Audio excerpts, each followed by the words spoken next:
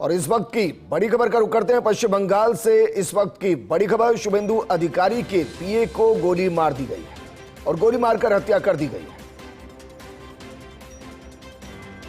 जाहिर होता है कि जब टीएमसी का शासनकाल वहां पर रहा होगा तो लोग वहां की किस डर के साए में रहते होंगे, खुलकर अपना समर्थन नहीं दिखा पाते होंगे किसी दूसरे दल के लिए। जाहिर तौर पे कितना डर होगा। और उससे बड़ी बात है कि आप यहाँ मान ही नहीं रहे, ममता बनर्जी मान नहीं रही हैं लोग जनता का मैंडेट। वो कह रही हैं कि मैं हारी नहीं हूँ और मैं इस्तीफा नहीं दूंगी। आप संवैधानिक उस मैंडेट को नहीं मान रहे जनता के, आप चुनाव की प्रक्रिया को नहीं मान रहे। और अगर ये रंजिश उसके लिए हुई है तो फिर इस रंजिश में आप गोली से मार देंगे, किसी को हत्या कर देंगे। आप सोचिए, जब टीएमसी का कार्यकाल रहा होगा, सत्ता में रहे होंगे, तब जब बात कही जाती थी कि क्या हुआ था संदेश खाली में, इतने हिंदुओं की मृत्यु हो गई थी, किस तरह की स्थिति थी, इन सारी बातों का प्रमाण कहीं ना कहीं नजर आ रहा है कि अभी तो शपथ भी नहीं हो, उससे पहले इस तरीके की चीजें सामने आ रही हैं कि किसी ने 4 राउंड गोलियां चलाई, सीधे सिर पर, पैर पर, सीने पर गोली मार दी। तो जाहिर तौर पे ये कितनी गंभीर बात है और शायद यही वजह है कि इससे लोग डरते थे, इससे लोग बचने की कोशिश करते थे और इसी वजह से ये डर का माहौल था जिसको तोड़ने की कोशिश की गई। लेकिन आप देखिए, उसके बावजूद भी ये रेपरकशन देखने को मिला कि हत्या कर दी गई शुभेंदु अधिकारी के पीए की, सिर पर गोली मारकर। बिल्कुल, इस वक्त की ये बहुत बड़ी खबर है। अदिति, आएंगे आपके पास। तो पश्चिम बंगाल में अभी नई सरकार का शपथ ग्रहण कार्यक्रम 9 मई को होना है और उससे पहले अगर जो सबसे प्रबल दावेदार इस वक्त माने जा रहे शुभेंदु अधिकारी मुख्यमंत्री पद के, उनके पीए की सरेआम गोली मारकर हत्या कर दी जाती तो आप समझ सकते हैं कि लॉ एंड ऑर्डर की स्थिति पश्चिम बंगाल में किस तरह की अभी फिलहाल देखने को मिल रही है और इससे पहले टीएमसी के शासनकाल में वहां पर लॉ एंड ऑर्डर की स्थिति क्या रही होगी। आपने देखा भी होगा, कई तस्वीरें भी पश्चिम बंगाल से सामने आई थी। वहां के जो तमाम एजेंट्स थे बीजेपी के या फिर अन्य दलों के, उन्हें सीधे सीधे धमकाया जाता था कि अगर आपने बीजेपी के लिए समर्थन जुटाया या फिर कांग्रेस के लिए समर्थन जुटाया या फिर लेफ्ट के लिए समर्थन जुटाया तो सीधे सीधे उन्हें जान से मारने की धमकियां मिलती थी। तो आप सोचिए क्या स्थिति पश्चिम बंगाल में अब तक रही है। और टीएमसी के इस बार 15 सालों के बाद जिस तरह की हार हुई है, टीएमसी इस हार को पचा नहीं पा रही है, टीएमसी के कार्यकर्ता इस हार को पचा नहीं पा रही हैं। हालांकि इस फायरिंग के पीछे कौन है, क्या रंजिश है, किन लोगों ने गोली चलाई, किन लोगों ने हत्या की, ये अभी तक साफ नहीं हो पाया है। आधिकारिक बयान का इंतजार किया जा रहा है। स्थानीय पुलिस के द्वारा पूरे मामले की जांच की जा रही है और अधिकारियों की तरफ से जब प्रेस कॉन्फ्रेंस करके पूरे मामले की जानकारी दी जाएगी उसके बाद ही स्पष्ट हो पाएगा कि किस रंजिश के चलते हत्या की गई है। और इसी खबर पर बातचीत करने के लिए बीजेपी नेता अनिरुद्ध सिंह हमारे साथ जुड़ गए हैं। अनिरुद्ध जी, शुभेंदु अधिकारी एक बड़े नेता हैं और उनके पीए की इस तरह से पश्चिम बंगाल में हत्या कर दी जाती है, क्या कहेंगे? देखिए, घटना तो बहुत दुखद घटना है, लेकिन एक चीज जान लीजिए कि जिस भी कारण से ये घटना घटित हुई है, सबसे पहले उसकी इन्वेस्टिगेशन जरूरी है, फिर उस पर पूर्ण रूप से कमेंट करना आवश्यक उसके बाद ही होगा। लेकिन जो भी लोग इसमें शामिल होंगे, भारतीय जनता पार्टी की सरकार वहां पे आ चुकी है, ये लोग सुधर जाएं, उनको कड़ी से कड़ी सजा दी जाएगी, कड़ी से कड़ी कार्रवाई की जाएगी, उनकी 7 पुश्तें याद रखेंगे, क्योंकि टीएमसी का टाइम नहीं है। ये हिंसा बिल्कुल बर्दाश्त नहीं है। सर, आपके सूत्रों से कोई जानकारी मिल पाई है? नहीं, मुझे अभी विशेष जानकारी कोई नहीं मिली है, क्योंकि बड़ी दुखद घटना है और रात का समय है।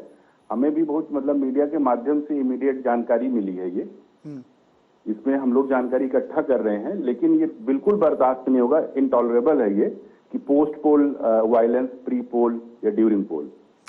लेकिन ये तो सीधे सीधे सर चैलेंज है आपके लिए। अभी शपथ ग्रहण हालांकि नहीं हुआ है, सरकार का गठन नहीं हुआ है, लेकिन सीधे सीधे वहां के अगर गुंडे माफिया हैं जिनके द्वारा ये कृत्य किया गया है, पीए की हत्या की गई है, तो सीधे सीधे ये सरकार के लिए, बीजेपी के लिए चैलेंज होगा।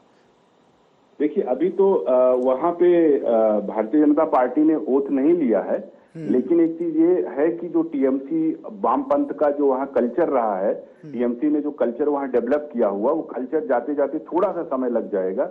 बस ये हमें संयम के साथ में हर चीज का वहाँ पे हल निकालना है, हम लोगों को एग्रेसिव नहीं होना है।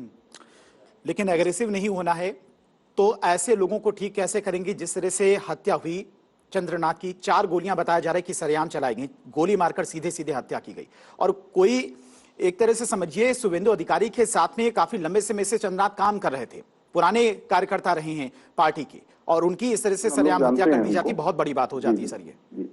देखिए, सबसे बड़ी चीज ये है कि उत्तर प्रदेश का लॉ एंड ऑर्डर 2017 के पहले चरमरा चुका था, गाजियाबाद से लेकर गाजीपुर तक।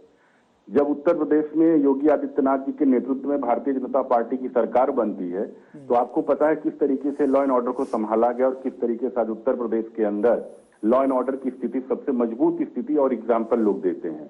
तो ये पूर्ण विश्वास है कि पश्चिम बंगाल की जो दुर्गति किया गया था, क्योंकि पश्चिम बंगाल का जो कल्चर बना दिया गया था, रक्त चरित्र कल्चर, कि पोस्ट पोल अगर देखा जाए इस तरीके की हिंसा, प्री पोल हिंसा, ड्यूरिंग द पोल हिंसा जो होती थी, तो लॉ एंड ऑर्डर, क्योंकि भारतीय जनता पार्टी का good governance Bharatiya Janata party का यूएसपी हमेशा रही है, तो मुझे ऐसा लगता है कि हमें थोड़ा सा संयम रखना चाहिए और उसके बाद में फिर उस पर जो कार्रवाई होगी फिर उस पर टीएमसी कोई चिल्लाएगा नहीं। एक तरफ ममता बनर्जी कह रही कि उनसे 100 से ज्यादा सीटें छीनी गई हैं, ये उनकी हार नहीं है, हराया गया है जानबूझकर, अभी तक मुख्यमंत्री पद से इस्तीफा नहीं दिया उन्होंने। दूसरी तरफ इस तरह की घटनाएं पश्चिम बंगाल में हो रही हैं, इससे पहले भी कई और हिंसा हुई है जहां पर कई और कार्यकर्ताओं की जानें भी गई हैं, तो ये भी कहीं ना कहीं चैलेंजिंग होता जा रहा है धीरे धीरे। देखिए, ममता बनर्जी का वही है जैसे कि दिल्ली के अंदर अरविंद केजरीवाल थे, इन लोगों को लगता है कि डेमोक्रेसी में अगर ये चुनाव जीतते हैं तो इनके लिए डेमोक्रेसी बहुत अच्छी है, अगर ये लोग चुनाव हारते हैं तो ये लोग एनार्किज्म का रास्ता अपना लेते हैं। वही जगह पे एसआईआर के ये लोग विरोध करते थे, लेकिन एसआईआर का फॉर्म उन्होंने तुरंत फिल कर दिया। और सबसे मजेदार बात यह है कि एसआईआर में जहां पे सबसे ज्यादा वोट कटे वहीं पे टीएमसी 20 से ज्यादा सीटें, 20 सीटें लगभग टीएमसी जीती है। तो ये चीजें बेबुनियाद हो, बिना मतलब की तमिलनाडु में भी एसआईआर हुआ था, लेकिन जो बंगाल का हिंसा का कल्चर इन लोगों ने डेवलप किया था, टीएमसी ने, वामपंथ ने, इन लोगों ने डेवलप किया था, उस कल्चर पे भारतीय जनता पार्टी की सरकार पहली बार आई है, उस पर 100% अंकुश लगेगा। मैं आपके चैनल के माध्यम से ये आश्वस्त जरूर करता हूँ।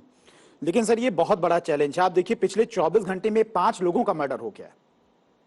देखिए, चुनौती तो निश्चित है इसमें, और ये सर ये भी दिखाता है कि अब सोचिए टीएमसी की हार होने के बाद इस तरह के हाल पश्चिम बंगाल में है। तो जब 15 साल का शासनकाल टीएमसी का था, तो जो लोग कह रहे थे जमीन पर, जो वहां के तमाम कार्यकर्ता थे, वहां के लोग जो थे, जो तमाम तस्वीरें सामने आई हैं, यानी कि उनका कहना और उनका दर्द सही था।